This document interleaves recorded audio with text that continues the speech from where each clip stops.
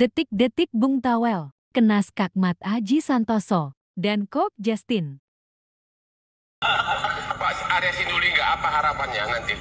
Gini bang, aku sedikit ya bang. Tadi kan abang kita belum jawab juga mengenai sampai kapan naturalisasi, berapa banyak. Ya. Ini perlu karena kita kan temanya ini juga bang. Ya. Saya mau beritahu bang, kita U17 itu bang tiap tahun ke dunia. Ya. Berarti tiap tahun kita butuh 25 pemain minimal. Oke. Artinya tiap tahun 25 regenerasi nih bang. Ya. Sementara U20 itu tiap 2 tahun. Ya. Artinya tiap 2 tahun kita harus punya stok lagi nih. Jadi kita sekarang ini kalau untuk mencapai sampai dari U17 sampai senior, kita mungkin butuh sekitar 120 pemain timnas. Bayangkan 120 timnas. Berapa orang naturalisasi itu? Bukan, dari mana kita cari? Artinya, dari mana kita cari? Makanya kita cari nih, di Indonesia mana, di Papua di mana, di Aceh di mana, dan sebagainya. Sampai ke ujung dunia. Walaupun penduduk Indonesia 300 juta. Iya, kita karena pemain bola kan bukan seperti yang gampang, karena dia punya harus dari usia 8, 9, dan sebagainya. Nah, jadi kami akan cari dari Indonesia dan sampai seluruh dunia, bang. Dicari, karena kita butuh 120 pemain timnas dari kelompok usia tadi. Pemain yang bagus, bukan hanya pemain yang terseleksi. Dan terseleksi, jadi ini karena kita harus akan ikut seleksi Piala Dunia mulai dari U17. Jadi kita bukan main-main nih, nggak bisa sepele-sepele. Makanya 120 pemain dilakukan, dicari, maka yang di dunia pun dicari, bang. Pokoknya siapa? Neneknya ada Indonesia ya? Ambil. Ada bang, surah kita, Marga Damani. Tapi kalau ketemu abang, nenek negro, ibunya Damani, bang, orang Simalungun.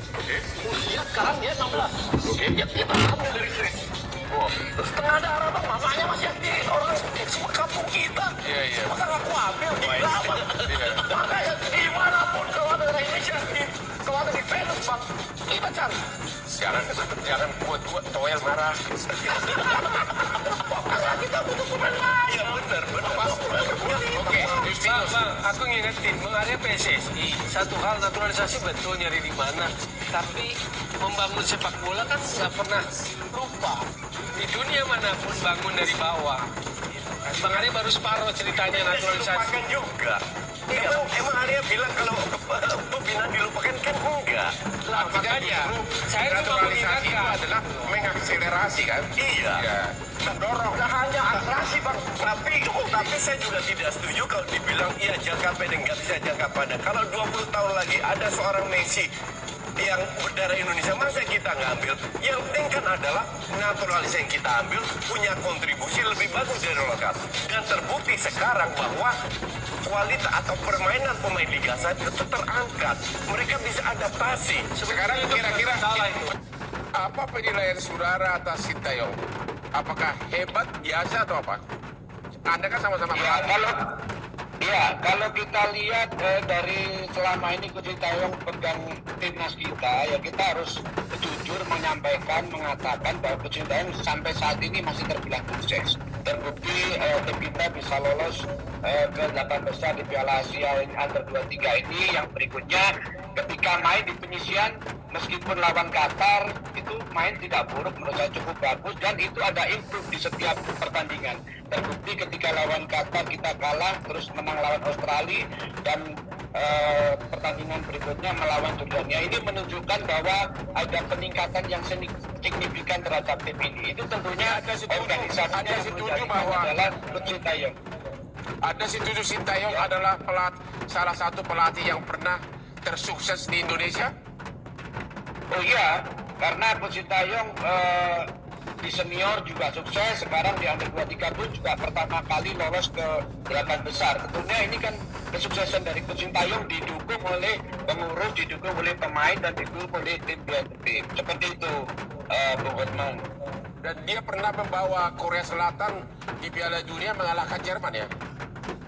Ya, tentunya ketika pertama kali mendapatkan tawaran di Indonesia, saya sangat yakin sekali Coach Sintayong menerima tawaran dengan beberapa persyaratan. Salah satunya ya persyaratannya itu menggunakan pemain darah Indonesia dipanggil pulang ke Indonesia, karena saya sangat yakin, saya tidak mengecilkan pemain-pemain kita, bahwa Coach Sintayong sangat paham bagaimana player resources Indonesia itu seperti apa. Pastinya dia melihat posisi kita di Asia Tenggara, posisi kita di Asia, dan posisi kita di dunia. Tentunya setelah menganalisa seperti itu, Coach Sintayong pasti akan mengambil kesimpulan. Dia menerima tawaran sebagai pelatih Indonesia, tentunya dengan persyaratan-persyaratan yang harus dikabulkan oleh pengurus PSSI. Salah satunya itu tadi, mendatangkan pemain-pemain keturunan Indonesia untuk balik ke Indonesia.